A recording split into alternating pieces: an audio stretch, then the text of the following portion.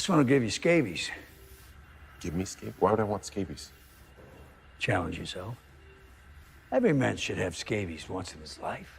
Despite really liking Suicide Squad, I was pretty skeptical of the Peacemaker TV series, since it was set to again star John Cena, and I was unsure if his persona of Peacemaker could make for a compelling season of television, as he wasn't necessarily the main character of the Suicide Squad, and was splitting the bill with Bloodsport, Harley Quinn, and the rest of the team. However, I found Peacemaker very compelling and funny, with good satire throughout, and good characterizations. Vigilante is a new favorite and works perfectly with Peacemaker, and the rest of the cast, who are updated from basically being featured extras to major players in the stories, were also pretty charming in the show. While working on Suicide Squad during the COVID lockdowns, James Gunn started penning a script about the origins of Peacemaker, which ultimately would be retooled into a sequel series based on the film, with origin elements throughout. Peter Safran was approached by Warner Brothers to make a spin-off series based on the film and pitched the script to DC, who wanted to order the show. James Gunn would write and direct most of the episodes of the show. A second season was later confirmed and is set to release after Superman 2025. While the cast from the original season will return for season 2, it's also said to address the continuity change a little bit. We're not sure how the change will be addressed, however, it can be assumed something will happen that will connect the two worlds, and see Peacemaker and the company head to the DCU from the DCEU, while most actors are set to cycle out of the new universe. The story of Peacemaker follows the events of the Suicide Squad, with John Cena's Peacemaker having survived the battle against Bloodsport, and finally being a free-ish man for the first time in years. Life doesn't go back to normal, however, since Amanda Waller would end up sending a task force led by Clemson Mern, which also features a rookie, Adebayo, John Ekamos, and Amelia Hardcourt, as they go on a mysterious journey to unravel the secrets of the mysterious mind-controlling aliens known as the Butterflies. Along the way, Adrian Chase, or the Vigilante, an equally psychotic pseudo-superhero, joins the team, as he and Peacemaker would occasionally cross paths in their earlier days as vigilantes, before Chris joined the Suicide Squad. The team starts bumping into odd happenings relating to the Butterflies, and start to unravel the Butterflies have infiltrated the government's organizations, including the big reveal that their leader Mern himself is a butterfly. Mern, this is crazy. You gotta check this.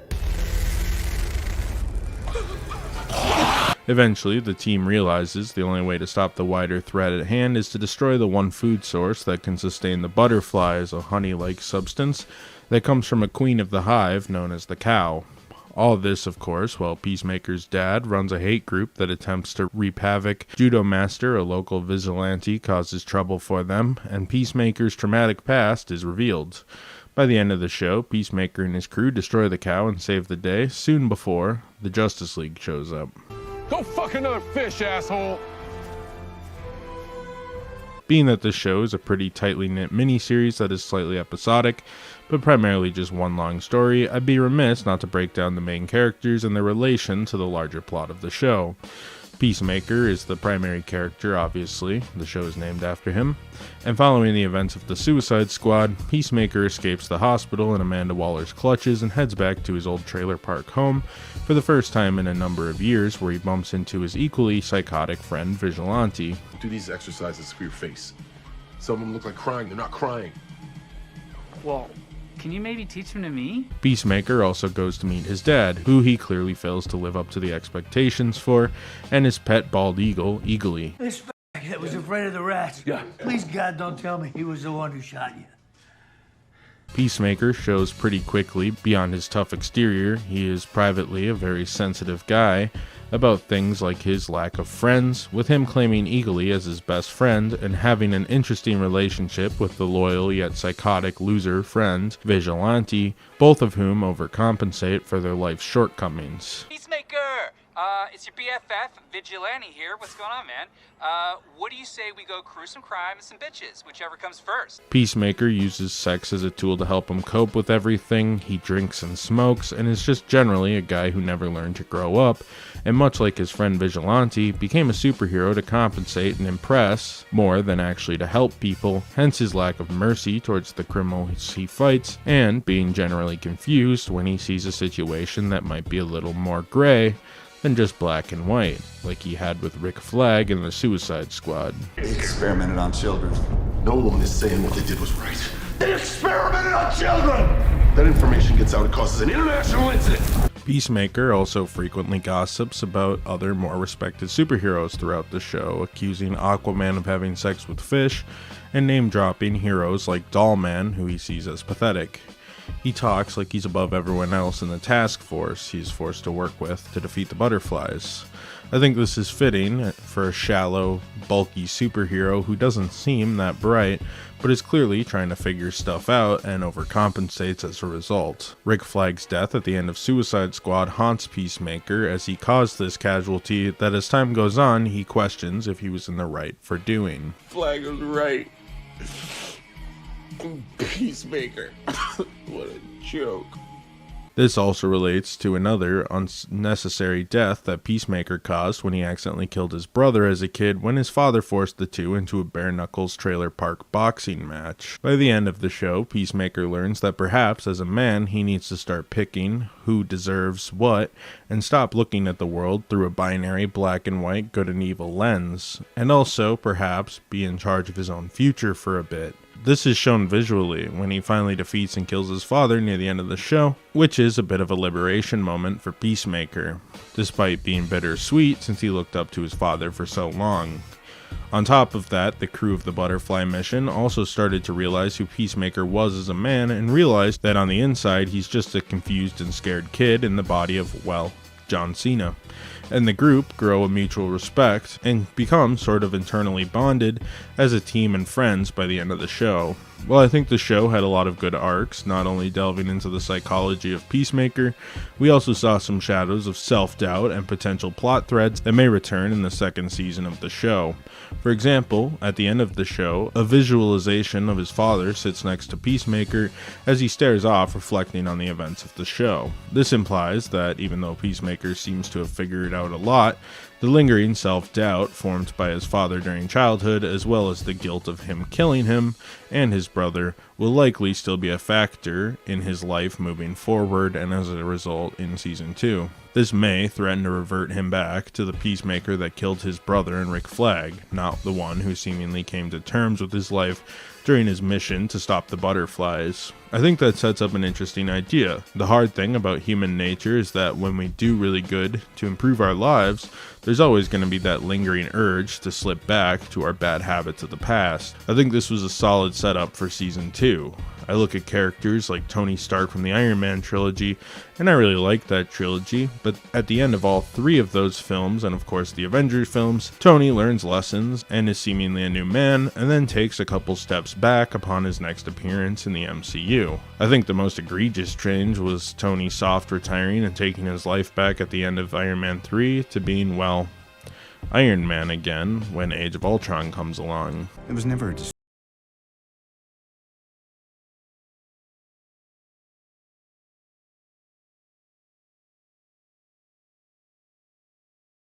They don't get lazy on this arc in Season 2 because I think it's hands down the best character development in the entire DCEU. Adebayo is another member of the 11th Street Kids, as the team occasionally called themselves, and is a wholly new addition to this show, not having appeared in the Suicide Squad. She is an unassuming woman who doesn't really seem like the type of person that should be working support on this superhero spy world-saving mission the team finds themselves on. She is, in a lot of ways, the heart of the team and forms a pretty close bond with Peacemaker, who underestimates her at first, given that he grew up around a lot of racism, sexism, and homophobia and was raised a killer, but he quickly realizes Adebayo is the only one on the team who actually sees him as Chris rather than the weapon Peacemaker. At one point, she betrays Peacemaker's trust, which is a blow that hit him twice as hard, as the team also found out that Adebayo is the daughter of Amanda Waller. Though unlike her stone-cold, business-minded mother, Adebayo is much more kind-hearted and conflicted about the whole spy thing.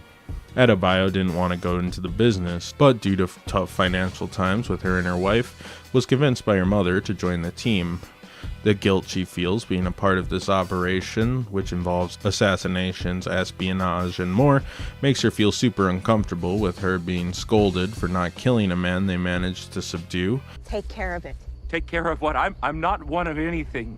I'm former Secret Service. I don't think he's one of them. It doesn't matter. He's seen us. And this guilt also leads her to distance herself from her wife.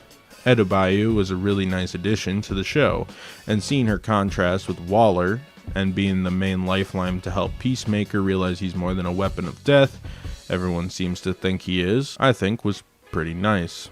I also think that this is a great example of an LGBT character, because that adds another layer to Peacemaker and hers unlikely friendship, being that Peacemaker is a super ripped, hyper-masculine white guy, and Adebayo is a lesbian, overweight, timid, and an African American. But this unlikely friendship was written so well, and the contrast between her and Peacemaker I think teaches Chris a lot throughout the show, which adds to her being super essential to the plot. Adrian Chase, or the Vigilante, is the seminal small-town neighbor kid. He looks up to Peacemaker as some awesome superhero who is brutal and wants to kill, and Vigilante emulated this in his own way. Vigilante is a borderline psychopath who really only cares for his idol Peacemaker, and much like the annoying small-town neighbor kid he is obsessed with guns and weapons, and likes to use them as unsafely as possible, as if they were toys.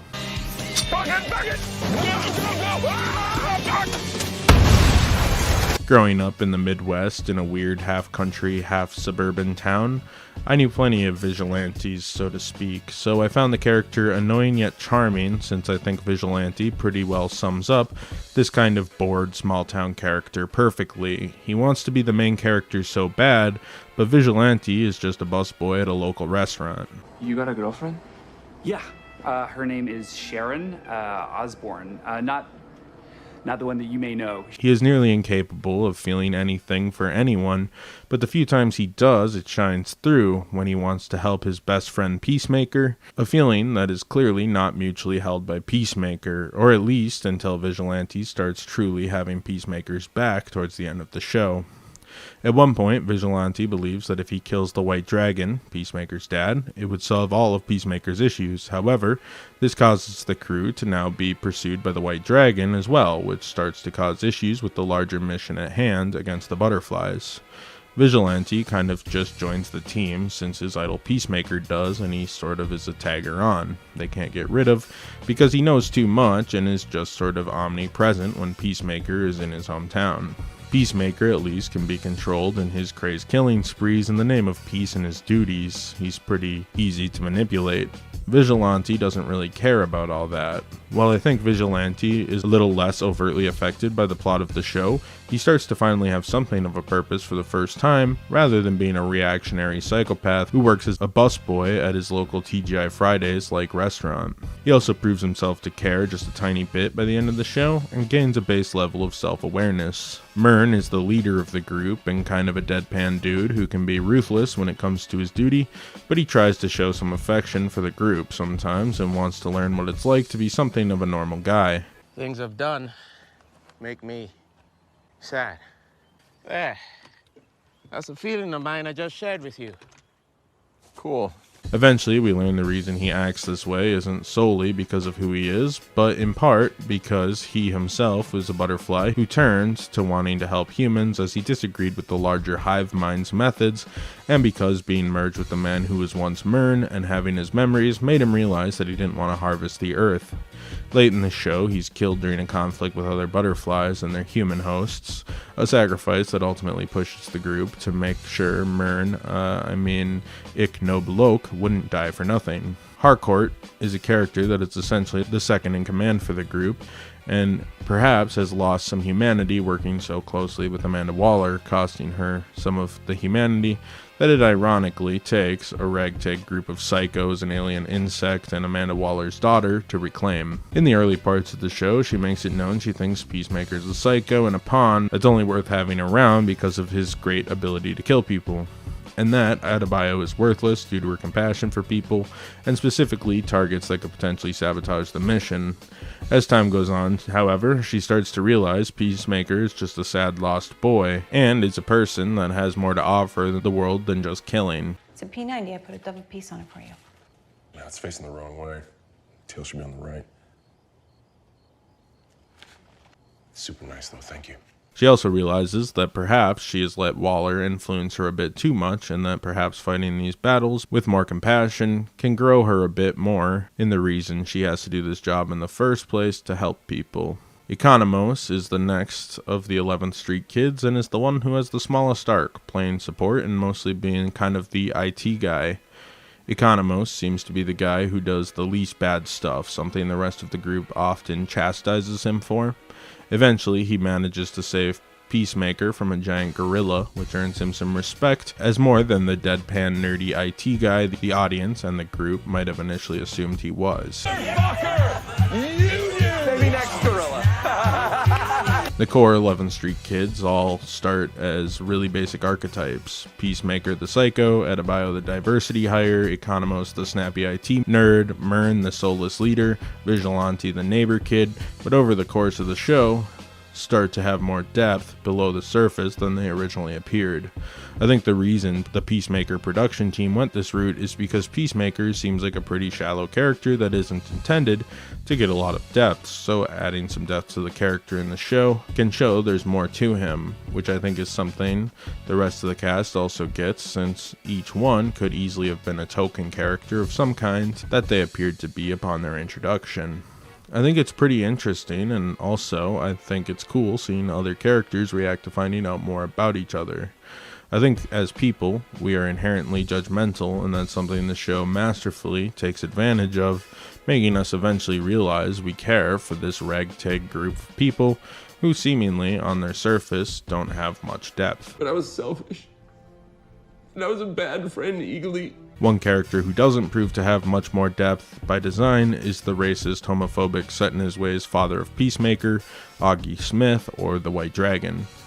Peacemaker's dad often set Chris and his brother Keith against each other, favoring Keith until the day Chris ended up accidentally killing Keith during a gathering with the Aryan Brotherhood, for which Augie made the brothers fight in front of for entertainment. You dumb fuck! You killed your brother! You killed your brother, you piece of shit! The followers of the White Dragon are pretty blatantly wearing Ku Klux Klan hoods that have points on each side to resemble the White Dragon's armor, and also close the gap a bit, so to speak, to make the White Dragon seem to fit more of that imagery. Augie didn't really need an arc, A, because people that blatant in their beliefs are frankly pretty dumb, and that's what the show is trying to show, and B, because he's part of the wider Peacemaker arc, being this personification of his unruly and frankly black and white views, so to speak. When Peacemaker finally kills his dad, it seems he's somewhat liberated, but as I said, Augie is likely to continue to haunt Peacemaker in Season 2, which will confusingly take place in the DCU. Typically, I'll talk about the directing kind of basically throughout a video, but being that this is a TV show, James Gunn wasn't able to be the only director to work on the project, with a few other directors taking on duties throughout the other episodes. James Gunn managed to direct most of the show, doing 5 of the episodes, but 3 guest directors came on to help as well, including Jody Hill, who works on comedy-based shows like The Mighty Gemstones, Eastbound and Down, and Vice Principals, all HBO shows that were kind of comedic or comedic dramas, which makes sense as a stand-in director for this show. Not sure what his relationship with Gunn is, or if HBO put them together, but still a good pair and created a pretty consistent feeling episode. Rosemary Rodriguez did an episode, and she has done tons of TV with a mile-long credits list, and Brad Anderson directed an episode, and he's also got a large TV and film filmography.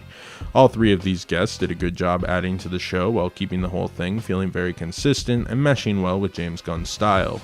Hopefully we'll see some of these guest directors working in the DCU, or at least helping Gunn maintain the show's style in Season 2, since he will not be as hands-on with that season, given the fact that he's working on lots of different projects and can't fully focus on the world he made in the show. For cinematography, the show was shot by 3 different people, maintaining a pretty strong level of visual cohesion throughout though. It clearly didn't have the same amount of time to cook as some of the visuals from the theatrical films. The show's pretty solid still though. Michael Wale shot a bunch of the show and worked on shows like iZombie and Smallville that are based off DC properties.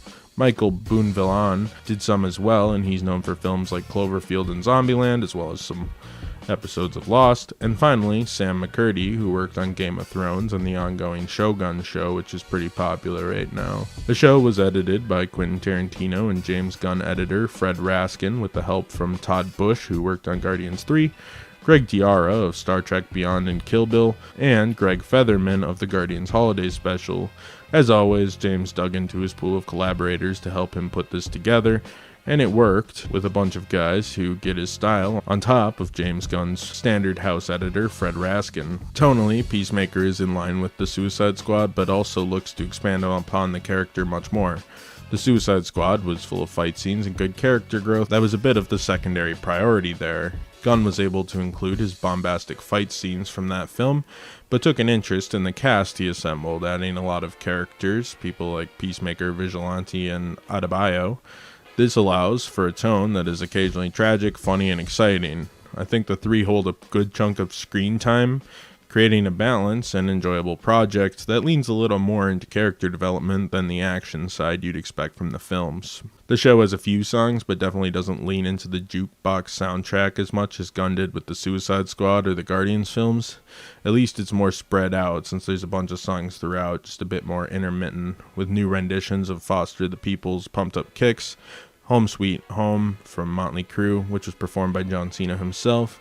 The theme song is the 2009 Do You Wanna Taste It by Wigwam. Though this show opted to go even more obscure with the music pulls than the latter films, it still worked pretty good. It works well, again, and when a song plays, it's always fitting to the scene, and often an underrated gem from some obscure artist. I respect resident hipster James Gunn for not just picking top 20 hits, and digging a little bit deeper to find these tracks. Each episode has an end credits stinger, which is the show's version of a cliffhanger that you might expect to see in one of the 10 DC serials, which my weird ass will be reviewing soon. Regardless, some of my favorites include Peacemaker listing celebrities, which was a callback to earlier in the episode, when the police captain fake cries looking at some dead bodies since the captain was taken over by the butterflies, and the show's final comedic scene where Vigilante tells Peacemaker to stop being sarcastic when Peacemaker wasn't. None of them are very high stakes, just little gags to lighten the mood, especially when the episodes get a little dark towards the end sometimes, and I remember being excited for what's next, week for week,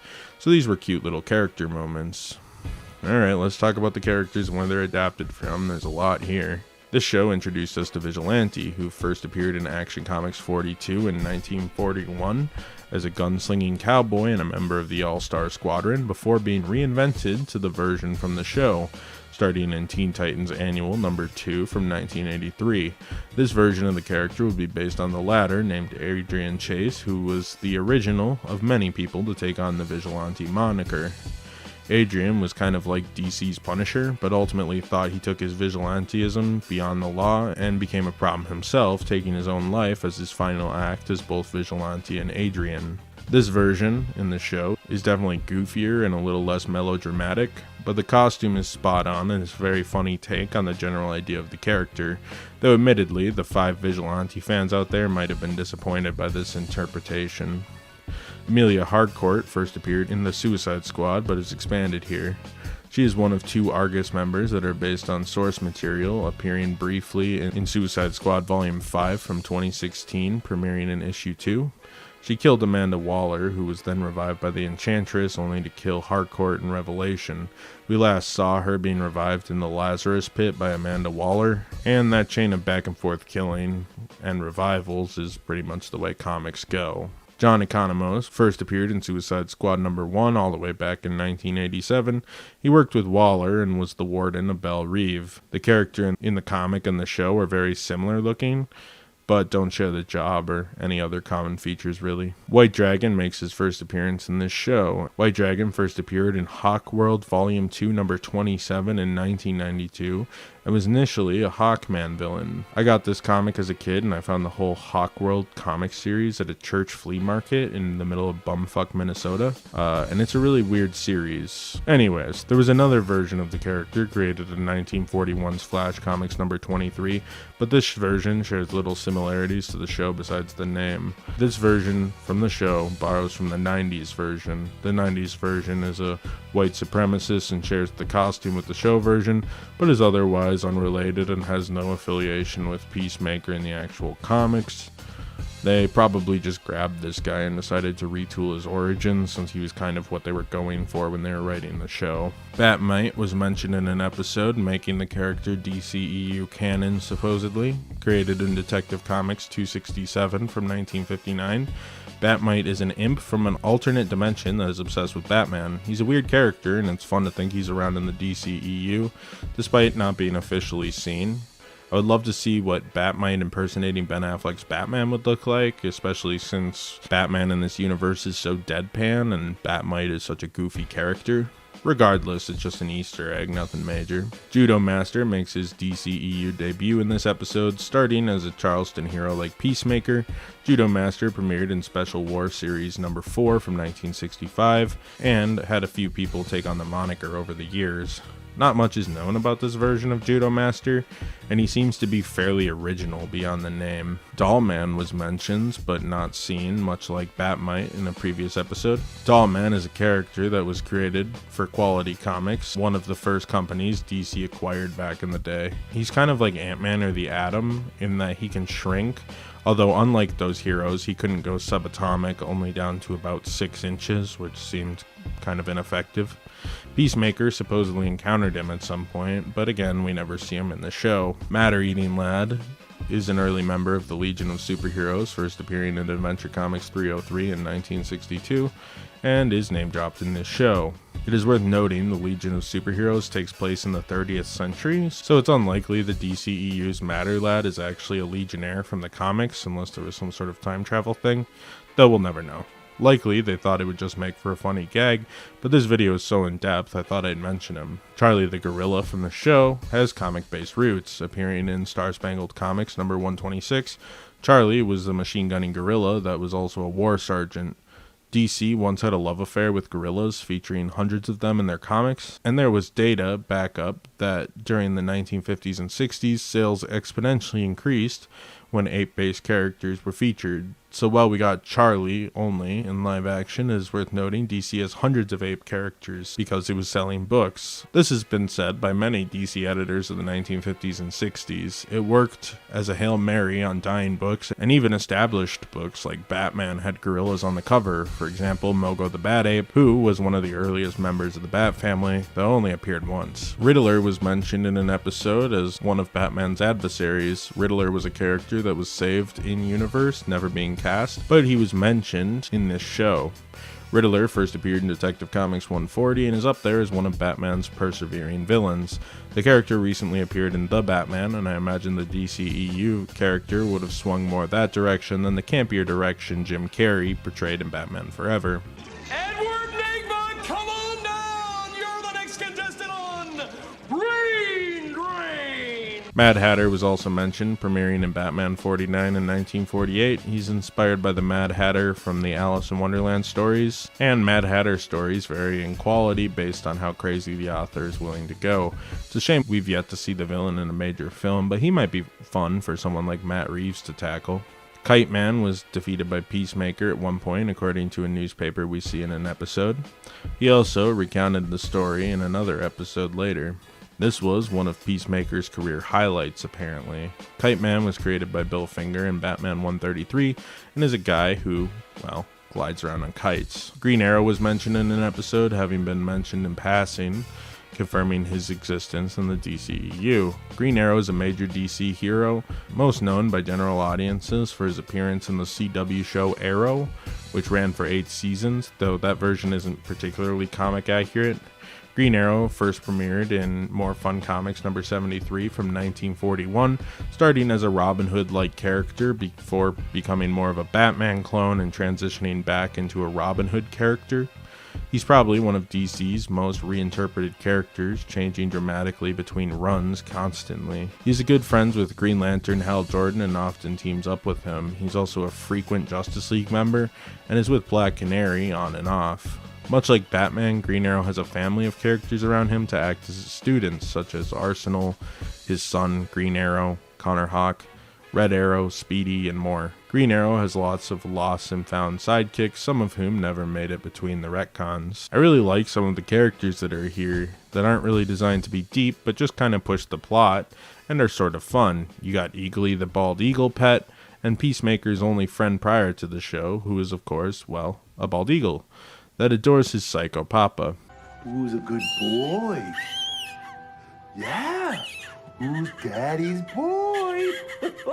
And adds to the absurdism of Peacemaker as ostensibly a Captain America parody.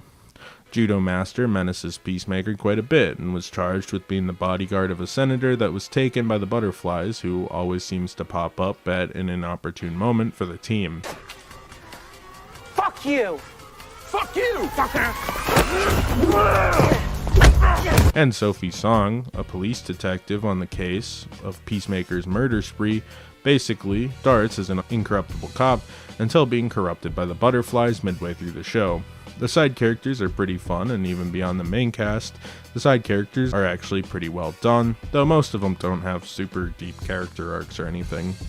I also dig the giant gorilla showing up again, which gives me another excuse to bring up DC's history with gorillas. If I can bring that up on the channel again, I will. I'm sure it'll come back up in the future, so bear with me. I thought it was a bit disappointing that Amanda Waller only showed up via webcam since her actions are so directly tied to the show, but I suspect this was in part due to Viola Davis being a huge actress and this being filmed during peak of COVID, meaning it was likely pretty hard to get an A-list actress to find the time to get cleared to show up and do a cameo. But it is good to get some of her, and now that the world is back to its normal shit show state rather than the shit show plus COVID, I hope we see her in season 2, or at least Adebayo and Waller, since I really want to see this pair interact more, as I think the opposing mother-daughter dynamic needs to be explored, which might add some humanization to Waller. I'm excited to see where these arcs go. I don't think my reaction will be too surprising here, but I really like Peacemaker. James Gunn has always been good with characterization in my opinion, and him being able to expand characterization from these characters from a 2 or 2.5 hour movie to a television show running 8 episodes was pretty fun. I like all the actors in this show, and I think everyone played their roles well. Gunn brought people back, which I think is nice since he works well with his collaborators. I know a lot of people hate the fact that his wife is a major star in this show, and I get that, but at the same time I respect that she doesn't take too much away from the main focus of the show, and she does well mixed in with the ensemble cast. I also think Jennifer Holland understands her character well and is kind of the straight man with the other stars, so I get why he works with her here, similar to how his brother Sean often acts in the film as more comedic roles. With Gunn's Superman well in production, we will soon see how the DCU is going to look and how the new universe will feel, and perhaps we'll see some of how these smaller characters like Peacemaker and Adebayo work cohesively with the big dogs like Batman, Superman, etc.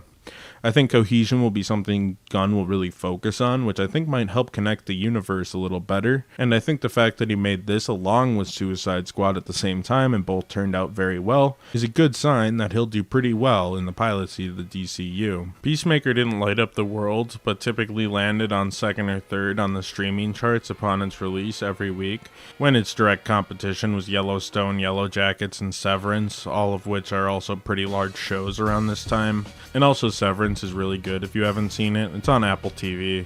I haven't seen Yellowstone or Yellow Jackets, but I heard good things about those shows as well, so the fact that it was pretty consistently in 2nd or 3rd was pretty solid. On Rotten Tomatoes, the series saw overwhelmingly positive reviews with 94%, and Metacritic was at an incredibly solid 70 out of 100. People praised the humor and cast, but some critics failed to connect with the story overall. The show was nominated for several secondary awards, but didn't win any prizes. Anyways, enough James Gunn for now. Let's talk about The Rock a bit. Now what you're going to see here is why the hierarchy of power in the DC universe is about to change.